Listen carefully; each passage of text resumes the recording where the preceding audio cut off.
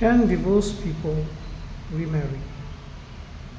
If they remarry, according to Matthew 5, is it adultery? It is a very big question in the church. It's a very big question that keeps people who may need to walk away from certain relationships within those relationship constraints. Now, the context where Jesus uses these very harsh words about divorcees, saying if a person divorces his wife, it is equal to making her commit adultery. Or if a woman, if we take it in the other sense, divorces her husband, it is equal to making him an adulterer. Jesus said those verses to highlight the significance of marriage. Jesus wanted people, or husbands and wives, to stay together and glorify God. Therefore, when people questioned him about marriage, about divorce, Jesus gave them a fitting reply from the book of Genesis, disapproving of divorce. Those hyperboles that Jesus used, hyperbole is a genre. Hyperboles are not supposed to be taken literally. Nobody can obey a hyperbole literally. For instance, there are hyperboles which say that if your eye sins against you, gouge it out. If your hand sins against you or causes you to sin, then cut it off. None of us are going to do that, but we know. And we know immediately that that's not what is implied. Jesus is highlighting the significance of purity of heart and morality. And there may be other details which many of us are not aware of. It is something that I am studying for my MTH thesis. Now, another instance where Jesus uses a hyperbole is when he says that if you look at somebody else's wife lustfully, it is equal to committing adultery. Now, the word there for woman is not for virgins, not for people who are unmarried. It is for somebody else's wife, like gunaikes is the word that is used. There are other words that are used in the New Testament for unmarried women. So it is specific, and it is specific to looking at somebody else's wife lustfully. And it is equal to adultery is what Jesus says. Even then, many of us don't take it so seriously, and we believe that I don't think this hyperbole has to be obeyed literally. Of course, there are people who want to live pure lives and they want to avoid every kind of sin, and they believe that they should not look at other people's wives lustfully. It is honorable. But were these hyperboles meant to be obeyed literally? Of course not. Jesus was highlighting certain areas which the Pharisees and lawmakers of his time had completely ignored. The Pharisees and lawmakers of his time were very particular about purity and holiness. They called themselves people who are set apart, people who are consecrated, people who are separated from a sinful lifestyle and for God to return into Israel. And they were praying and they were fasting and they were doing everything possible so that God would fulfill his promises and return to Israel. And when they looked around, they saw tax collectors and sinners, which is prostitutes. And they saw them as a hindrance to the return of Yahweh. So they wanted to somehow harass these people. So they created laws that were extremely harsh, difficult to obey, impossible to obey for people who did those professions. Of course, prostitution is something which is wrong, which is banned, and prostitutes do not have fellowship with God. They cannot have membership in God's kingdom unless they repent. But what about tax collectors? Tax collectors may be living honorable lives, but they were working for Roman people. So in a sense, Jewish people considered them as deceivers, traitors, betrayers. And because they were working for Roman people and collecting tax from Jewish people for the Roman people who had enslaved them, Pharisees and lawyers hated these tax collectors. And they wanted to punish these tax collectors, and so they devised laws that were harsh and rigid and difficult to obey for people who worked in that field as tax collectors. The normal law, the law according to the 10 Commandments, was do not worship idols, do not create idols, do not worship them. God is one, worship God only. But these people exaggerated that particular law. The Pharisees and lawyers, they exaggerated that particular law to say or to mean that even if a person would go and sit with tax collectors, they don't need to sit with idol worshippers. They don't need to do idol worship. They just need to sit with idol worshippers and eat food, like have a table fellowship with them. Even if they just go and eat with idol worshippers, they have become idol worshippers. That is ridiculous, isn't it? A person who is a Jewish person doesn't worship idols. They don't need to worship idols. But just because they had fellowship with idol worshippers and ate food with them, the Pharisees are labeling these people as idol worshippers. And then they would say that because you have broken the first 2 commandments of God, you will not be granted membership in our synagogues, in our community, and you're out. But the main issue with this problem is they have exaggerated the original law, the original command of God. Now, when they were exaggerating these laws, Jesus comes in and he sees tax collectors like Zacchaeus. He sees people who have been prostitutes in the past or sinned in some way in the past but were repentant and returning to God. And he felt mercy for them and he invited them back into God's family. He was bringing them back into the synagogue, into a relationship with God, into a communion with God. He was having table fellowship with these people, sinners and tax collectors.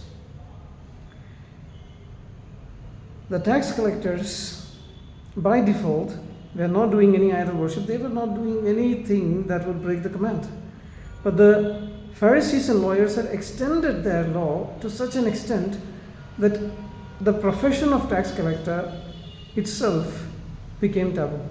Itself was not possible because in their profession they have to go and fellowship with Roman people and eat with them. And the moment they eat with them, they are labeled as idolaters and thrown out of their synagogue. So this was the condition. So when Jesus saw this unjust law, Jesus was very angry. And what he did was, he extended the other side of the law, the other side of the commandment. The other side of the commandment, which was something that Pharisees and lawyers had overlooked. They thought that they are not committing murders, they are not committing adulteries, they are keeping their oaths. All those things are mentioned in the other side of the commandment. Do not murder, do not commit adultery, do not steal. So Jesus, what he did was, Jesus extended the other side of the commandment. Jesus said You say that you shall not murder. But I am telling you, if you get angry, it is equal to murder. You will get the same punishment or even bigger punishment if you have anger and resentment in your heart. Now, no Pharisee who is conversant with the Old Testament law would agree with what Jesus said. But Jesus was saying this to prick their conscience. Jesus was telling them that you make harsh laws and rules that you yourself cannot obey. You are making harsh Sabbath laws. You are also making laws like the one that I talked about to exclude tax collectors. Therefore, if the same logic was applied here and God were to increase his demand and say that you just have to be angry and call somebody fool, you will be thrown into hell, what would you do? So Jesus was using this particular genre called hyperbole. Hyperbole is something that is used to exaggerate a point to the point that people understand the impact of it. So Jesus wanted to provoke these Pharisees, and the way they made harsh, rigid rules for others. It was a positive critique, it was a provocative critique of the way Pharisees and lawyers were making laws for other people. So Jesus was telling them, you never get angry, you never call anybody fool in anger. If that is so, you will go to heaven. But if you do it once, heaven will put you in hell. Now Jesus did not mean this hyperbole to be obeyed literally. How do we know that? Jesus himself in Matthew 23 got angry with all these Pharisees and lawyers who are his contemporaries and called them fools in anger. And the same word is used for fools there also and in Matthew chapter 5 also. So if Jesus is calling them fools in anger, would Jesus go to hell? That proves that Jesus did not expect this law or this extended command or this hyperbole to be taken literally and obeyed literally. That also proves that Jesus wanted these people to understand that the laws that they were making, particularly those extended laws, were not meant to be obeyed literally. Like, you can eat with an idol worshipper, still you remain who you are, unless you worship the idol. So Jesus wanted to make that point. That is why Jesus criticized them. So the Sermon on the Mount, particularly the Torah in the Sermon on the Mount, was meant to prick the conscience of those people who were making unjust laws for others, to help them to become merciful. That is why in chapter 7 you would find Jesus says, do not judge. God will use the same measure that you use against other people. It is in this context that after Jesus talks about anger, he talks about adultery. And he says you just have to look, and that's enough. So they were accusing people as sinners even after those people repented. They were not allowing them to come back into their congregation like the prostitutes and others.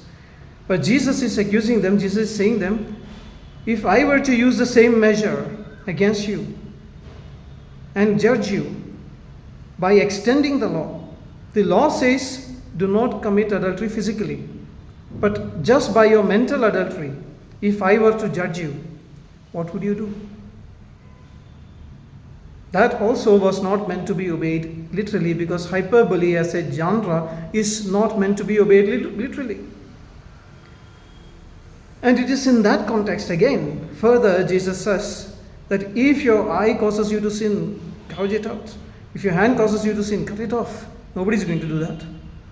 And in that same context, Jesus says again that if you divorce your woman or your wife, woman means wife in that context. So if you divorce your wife, then you are causing her to commit adultery. It is equal to causing her to commit adultery. Or the divorced woman is then an adulterer if she marries anybody else. Now, it is applicable only to males or females. There is nothing like that. It can be applied both ways. But the point is, Jesus is exaggerating the laws related to marriage so that people would stay together. Jesus is exaggerating to point out the significance of marriage. Nobody is going to become an adulterer just because somebody divorced them and left them. So there is a wrong teaching prevailing in the church which says that if there is a divorcee, they are adulterers, or they have caused their wife to do adultery, or divorce can happen due to many other reasons. And people can walk out of other people's lives for many reasons. But the Bible explicitly says that divorce is sanctioned only if there is sexual immorality. But the Constitution of our country or of America doesn't say that only in cases of sexual immorality divorce is allowed. It says that divorce can happen for many reasons. Therefore, people get divorced for many reasons, not for sexual immorality exactly. So when divorce happens for other reasons, is that divorced person a sinner? Have they automatically become an adulterer? Or the person whom they divorced become an adulterer? If we take the Bible verse literally, that is what we would feel. But that is not true. Hyperbole is a genre which we need to interpret and understand. Hyperboles of Jesus, or hyperboles of Paul in the New Testament, are exaggerations to highlight the significance of a point. They are not meant to be obeyed literally. Therefore, if somebody says to you that, okay, if there is a divorce happened, what about that person? My dear friend, the Bible clearly says that divorce assumes remarriage. Divorce means that's the end of that marriage. So after that, that person is free to marry. And this I am quoting from N.T Wright, his commentary on Matthew for everyone. Divorce assumes that the first marriage has ended, or divorce is the point, or the divorce certificate is the proof that the first marriage has ended, or the second marriage, or whichever marriage that person has ended. And now that person is free to enter into another relationship. If their spouse dies, then also they are free to enter into another relationship. Now sometimes there is a believer and an unbeliever, and the unbeliever just goes away. They don't want to stay with the believer. What would the believer do? That happens to many people. People may say we are a believer, but then they live like unbelievers and then they go away. What can the person who is still a believer and who is still a follower of Jesus, ardent follower of Jesus, do in such cases? They are free. It is there in 1 Corinthians 7 also. It comes from Paul himself. That person is now free to remarry. Therefore, divorce and remarriage is a very important issue. Craig Keener has written a wonderful book on divorce and remarriage, in which he takes that particular verse in Matthew and he talks about it at length. But the main point is that that particular verse is an overstatement. It is a hyperbole that Jesus has used to highlight the significance of staying together as a married couple. It should not be taken literally, and we should not judge people who have gone through divorce as adulterers. God bless you.